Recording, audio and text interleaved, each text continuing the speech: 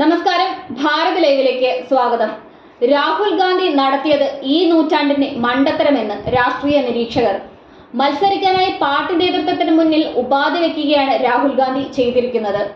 ഉത്തർപ്രദേശിലെ ലോക്സഭാ മണ്ഡലങ്ങളായ റായ്ബറേലിയും അമേഠിയിലും സ്ഥാനാർത്ഥികളെ കണ്ടെത്താനാകാതെ വന്നതോടെ കോൺഗ്രസ് പാർട്ടിക്കുള്ളിൽ രക്ഷകന്റെ വേഷമണിയാൻ ശ്രമിക്കുകയാണ് രാഹുൽ ഗാന്ധി.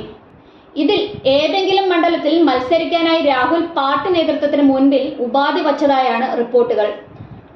ഉത്തരേന്ത്യയിലെ മത്സരിക്കുന്ന മണ്ഡലങ്ങളിൽ വിജയിച്ചാലും വയനാട് ലോക്സഭാ മണ്ഡലം കൈവിടാനാവില്ലെന്നാണ് രാഹുൽ വച്ച ഉപാധി.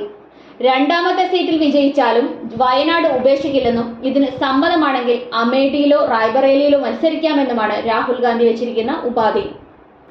രാഹുലിന്റെ ഈ ബുദ്ധി മണ്ഡലത്തിലെ വോട്ടർമാരെ വിഡ്ഢികളാക്കുന്ന പരിപാടിയാണെന്നും രാഹുലിന്റെ തീരുമാനം നൂറ്റാണ്ടിലെ ഏറ്റവും വലിയ മണ്ടത്തരമാണെന്നുമാണ് രാഷ്ട്രീയ നിരീക്ഷകരടക്കം പറയുന്നത്.